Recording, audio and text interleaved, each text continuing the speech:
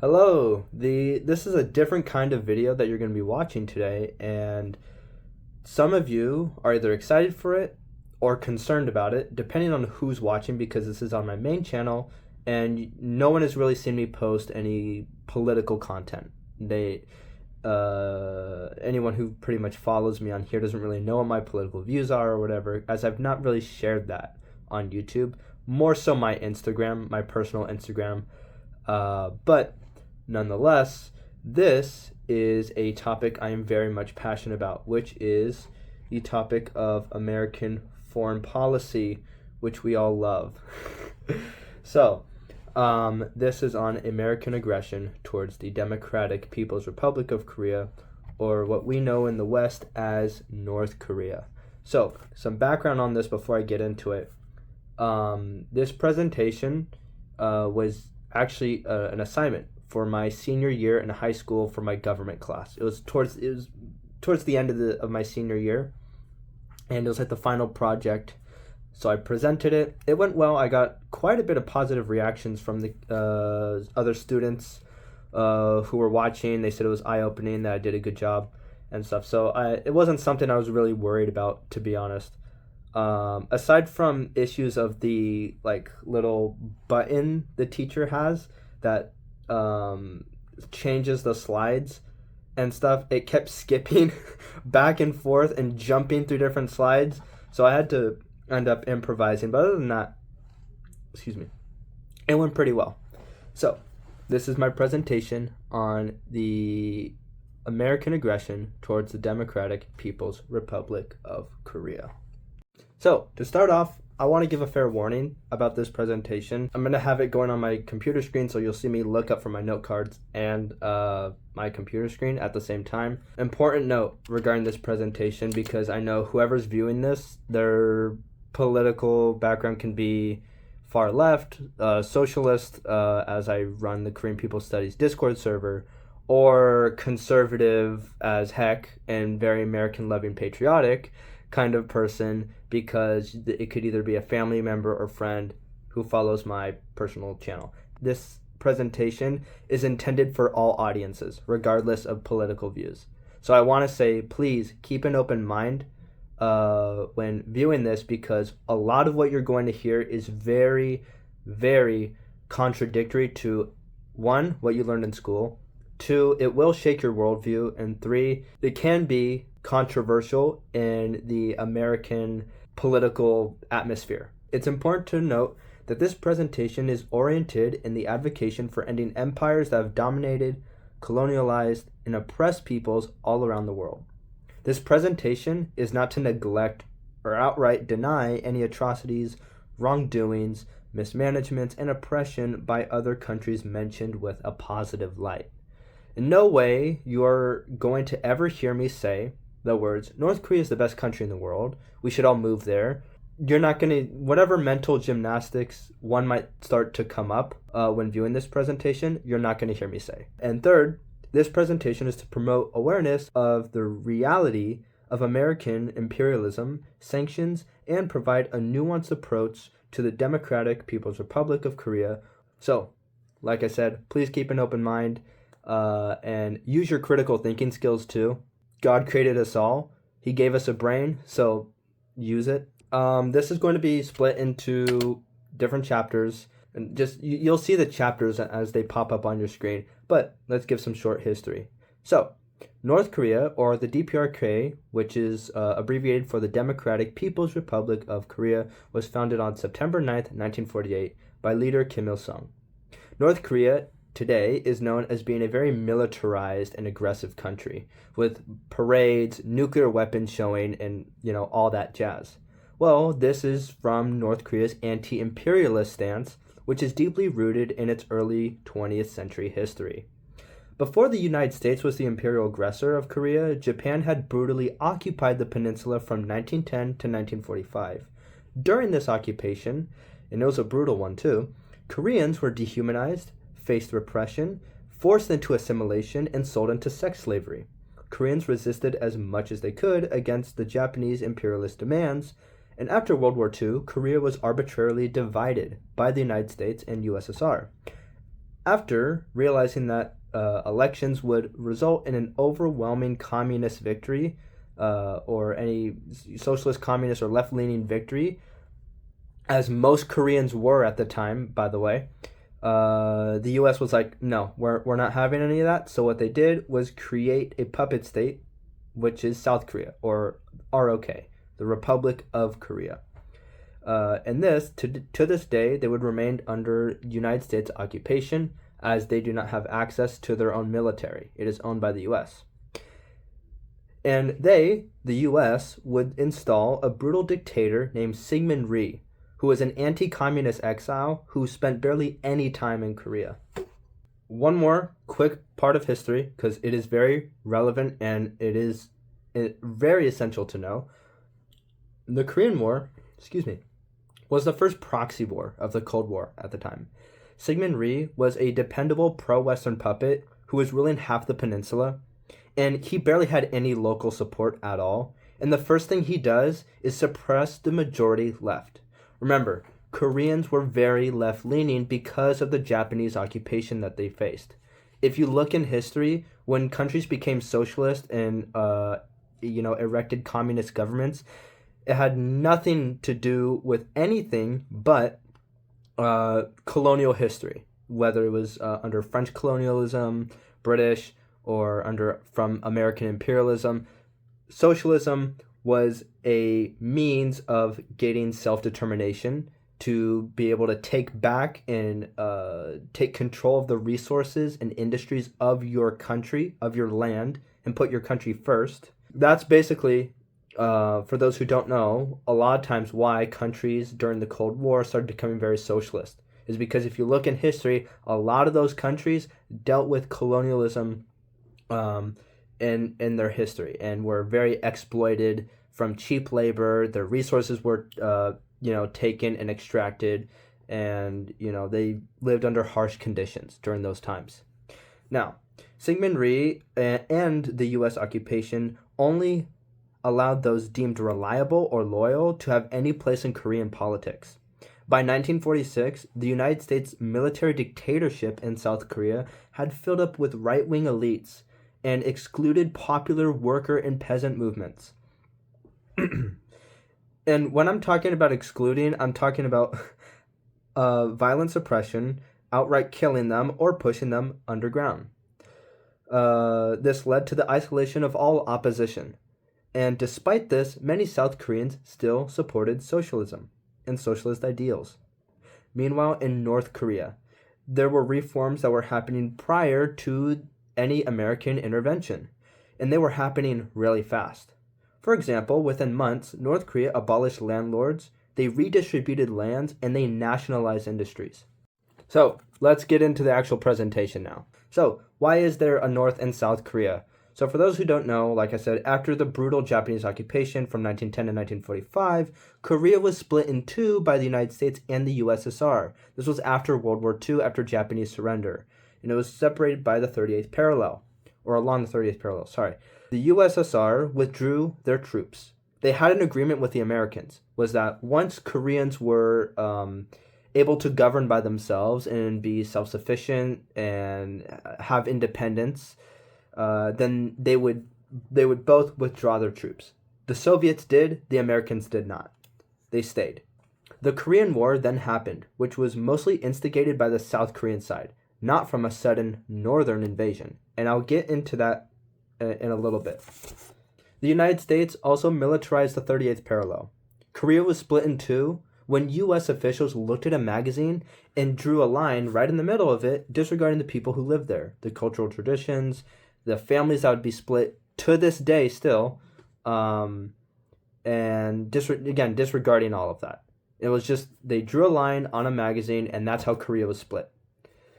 And in the video, I think you can see it's this way. Wherever I put my camera, you'll see the actual magazine that was used. Now, it's very important to note that in Korea, after Japanese surrender, people's committees or local governments took control of the peninsula. And these were spread out throughout all of Korea. It wasn't just northern, where the commies are or whatever. It was all over the peninsula, the south and the north. Communist ideals were naturally appealing to the people of Korea due to their long and brutal occupation. Northern Korea was not a Soviet puppet like how people say they are. They were already self-governing. South Korea was then formally declared, causing the split of Korea. Ooh. All right. Now, before I continue, the United States and its puppet South Korea initiated a war, which would be the Korean War, and blamed the North for starting a quote-unquote sudden invasion. The U.S. had dropped a sum of 600,035 tons of bombs across Korea. This was more than the amount of bombs that they used in Japan during World War II, the majority of which were hitting the North, along with 32,000 tons of napalm. More bombs, like I said, hit Korea than in Japan of World War II. The goal was to destroy North Korean infrastructure and break the will of their people. Many cities, including Pyongyang, were leveled to the point to where civilians had to take refuge in caves. Every city of the North was flattened. Destruction of hydroelectric dams led to widespread flooding, and fertilizer factories were among the many targeted. This contributed to an agricultural crisis which left North Korea on the brink of famine. Approximately 2 million North Koreans died. As a result of this bombing and napalming, only a small percentage of land remains arable. Keeping in mind, North Korea is a very mountainous country. There was already limited arable land to begin with. So yes, this is exactly what it sounds like, a genocide. The claim that North Korea, quote-unquote, invaded the South is, to a degree, a lie that Western history has told. North Korea did not build up any forces or mobilize troops to engage in any attack. United Nations archive reveal that the U.S. and Syngman Rhee forces had attacked and baited the North into retaliation. Here's some hard evidence of this being the case. And of course, my light's dying out. Okay. So, I quote, "The time is ripe. Start the aggression against the North accompanied by counter-propaganda on the grounds that the North had invaded the South first. Everything will go smoothly, for during this period, the United States, by accusing North Korea of attacking South Korea, will compel the United Nations to take action."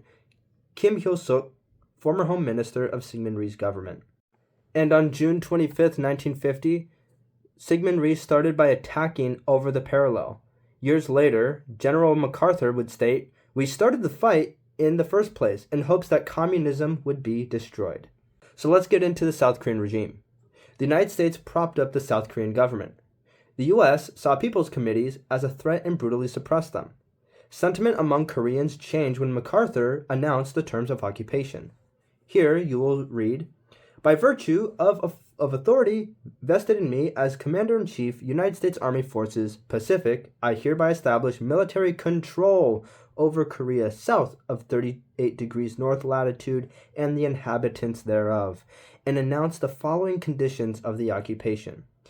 Here are some 3 points I took from it. All powers of government were under his authority. English would be the official language. Anyone who disobeys his orders will be severely punished. Here are some examples of how oppressive the far-right regime in South Korea was. For example, the United States created the KNP. Now you're like, what's that? Okay, so that stands for the Korean National Police, which mostly consisted of former Japanese imperial officers, believe it or not. And workers would go on strike due to starvation caused by U.S. enforced labor policies. There would be massacres all over the southern side of the peninsula because of so many protests that were being crushed by the U.S. and the KNP. For example, the Jeju massacre.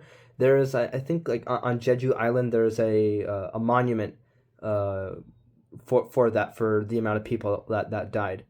But a lot of this isn't talked about when it comes to Korean history in the U.S. Now, the Korean people, all they demanded was increased rice rations, higher wages, housing for jobless workers, better working conditions, and a labor reform like the one in the North. All right, now we got to the part that I have more interest in and I am more outspoken against. That part is the economic sanctions. This is stuff that the United States does to their foreign adversaries like Iran, Cuba, North Korea, Venezuela, Russia, Belarus, I think a few other countries. I don't know at the top of my head, but economic sanctions. Essentially, it's when you strangle a country to the point to where it cannot breathe, and then the United States just goes up and says, hey, look, socialism doesn't work. So here are some ways that the United States rages economic war currently on the DPRK. Sanctions affect these industries or aspects of these industries of medical equipment, fuels, telecommunication, humanitarian aid, the agricultural industry, the textile industry, the fishing industry, and the coal and iron industry. There's probably a few more, but this is as much as I was getting into, because as I'll go through the slides, you'll get the point. North Korea has a civilian backbone economic industry, and it's just severed by sanctions. Keep in mind, a lot of the information here is slightly outdated. This was more relevant earlier, like, for example, during 2017, 2018, 2019 or so, and a bit before then. North Korea is doing a lot better today than they were a few years ago. They're having an economic boom right now, in fact. If you look at the Wall Street Journal, they're in their article over it. But nonetheless, sanctions still affect a country. And they've been affecting North Korea for a long time. And just because they're doing better now doesn't mean we cannot look at these and say, hey, yeah, that was pretty messed up. First one is medical equipment. The ban on medical and humanitarian supplies were affected by sanctions. In 2017, all metal products were prohibited. Hospitals in the country were hit heavily and could not obtain spare parts. Export licenses were often delayed or blocked. So, for example, hospitals needed aluminum steam sterilizers, CT scanners, ventilators, x-ray machines, and other equipment or spare parts. Now, in regards to fuel, which I was just talking about, North Korea is also affected by fuel sanctions. Sanctions also target sources of fuel, which is a necessity for a country to survive, just like Cuba. Fuel powers hospitals and medical equipment. Hospitals are forced to reduce operations, especially during the winter. Many avoidable deaths had occurred had it not been from U.S. sanctions. Now, this one isn't as detailed, but telecommunication. Even though there's accusations of state censorship and all that in the tight control, telecommunications is still sanctioned. Across the border phone calls was restricted due to sanctions. Direct connections are not allowed.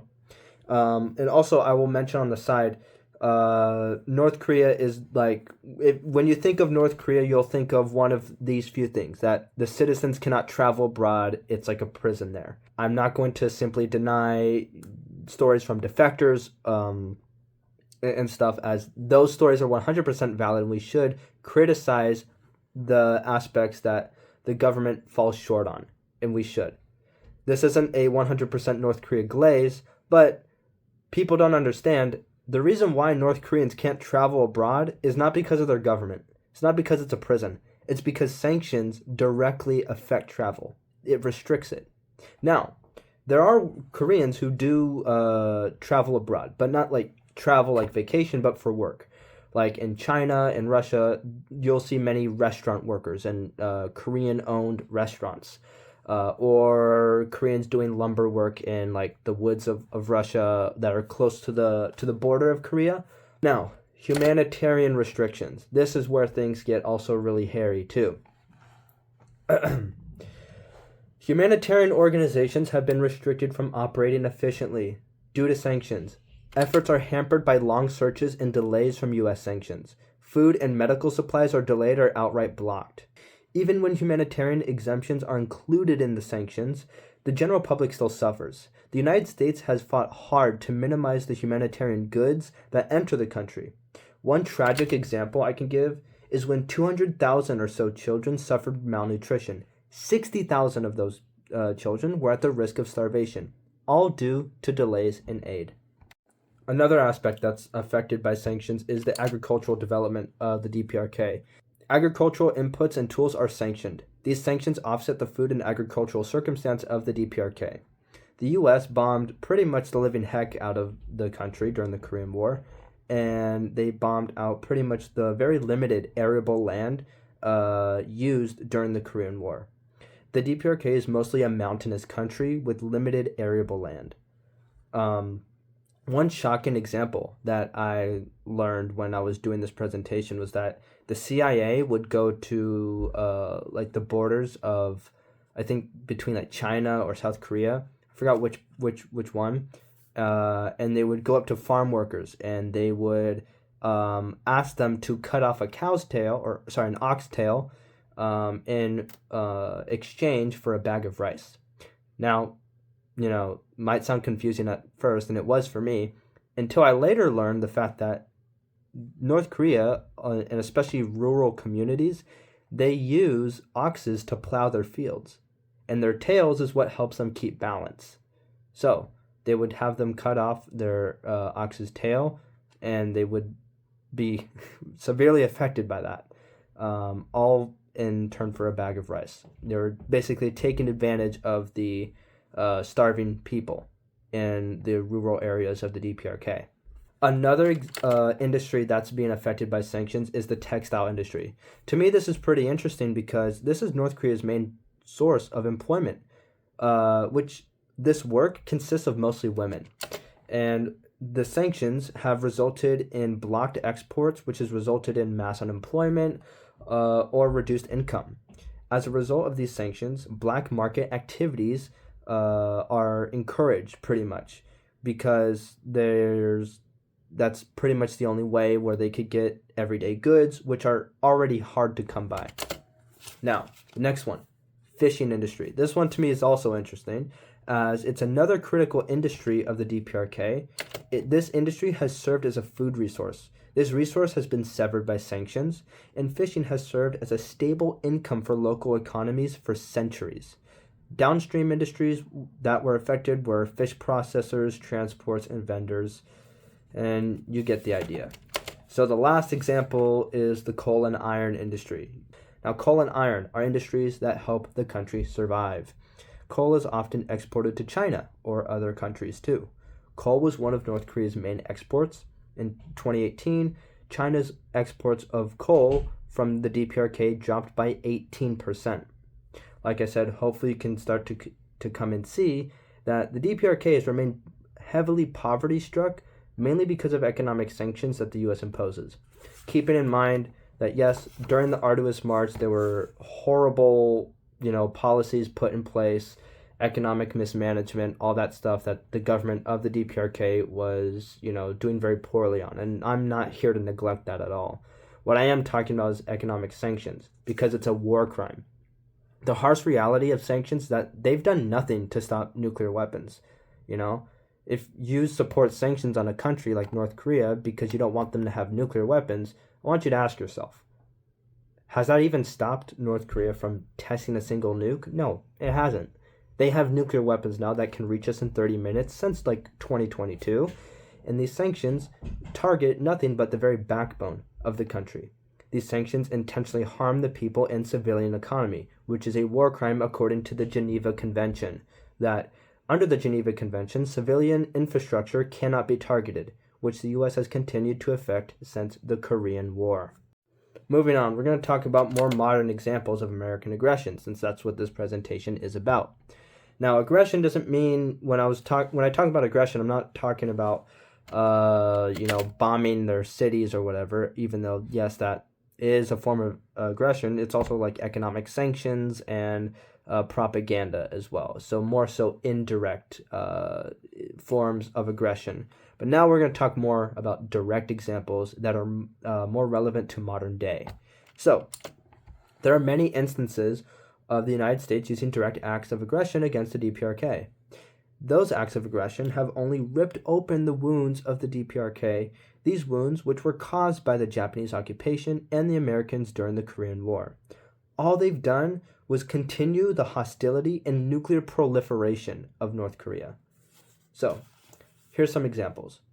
The American ROK joint military exercises, which happen every year, I think twice every year.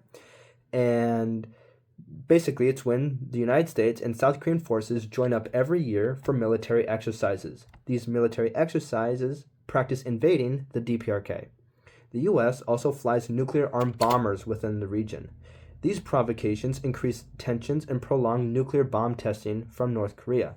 Keep in mind, let's put ourselves in North Korea's shoes here. You have the most richest and powerful country at your doorstep flying nuclear-armed bombers. You know what it's like to have your head stomped by them during the Korean War. And now their military is much more advanced. They place economic sanctions on you, and they practice invading you twice every year. So yes, the reason why North Korea has not gone into war or, has fallen yet, it's because they've defended their sovereignty by nuclear proliferation. Whether we like it or not, it's the reason why the country's been surviving. Not because they are crazy and they don't want to either feed their people or whatever, but it's a means of survival. It's a means of self-defense. And North Korea's always stated this.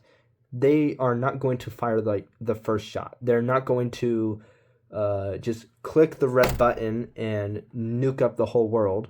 This is a means of defense and maintaining their sovereignty, self-determination, and their right to exist. Now, let's move on to another incident, which is the Navy SEAL incident, which was recently, I believe, uncovered. I think last year, in 2025 or something. This came out in the media. It was a botched mission where Navy SEALs resulted in deaths of several Korean boatmen. This was in 2019. Basically, the mission was to plant a communication device, and this mission was approved by Donald Trump in 2019. This information was classified for years, and the Pentagon reviewed and claimed the killings were justified. Basically, what happened is that the Navy SEALs were spotted by some Korean boatmen. These weren't military at all. And the Navy SEALs shot at them, killed them, and punctured their lungs so their bodies would not be found. Now let's talk about the American military bases. As of 2024, the U.S. has had 28,000 troops stationed across South Korea. South Korea doesn't even have access to their own military. It's owned by the U.S. These bases across South Korea are expensive. South Korea paid $1.1 billion with 5% increase every year for continued U.S. military presence. This was solidified by the Biden administration to last past Donald Trump's administration, basically until 2030. North Korea has to deal with the world's most powerful military force at their doorstep. This display of power is backed up by nuclear-armed bombers and submarines and strike groups within the region. Now, the nuclear conclusion. Everything that the U.S. has done, from propaganda, military provocations, sanctions, and the Korean War, the policy and stance, the anti-imperialist stance of the DPRK has not changed. The DPRK will never give up nuclear weapons. It is a means of preserving sovereignty, independence, and self-determination. It is why they did not end up like Iraq or Libya. All North Korea has to do is look out their window and see what happened in Venezuela, see what's going on in Cuba, see the other places that the U.S. has been bombing the heck out of, committing genocide, supporting genocide as well by funding crap tons of money to Israel and sending military equipment and stuff. So that's all North Korea has to do.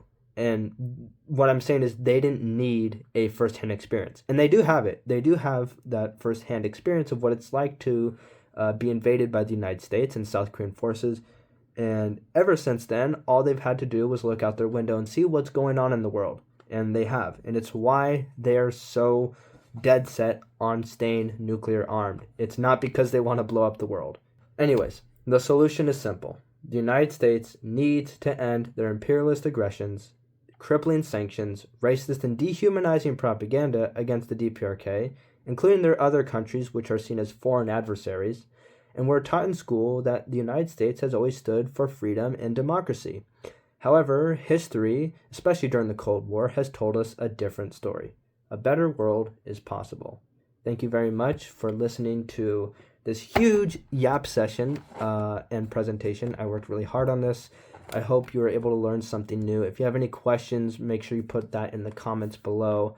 I'm free to answer any of them, but this is something that I've been very passionate about, regarding politics and stuff. I've always been very vocal about the foreign policy of the United States, imperialism, colonialism, and, economic sanctions and stuff. So that is something I have cared a lot about.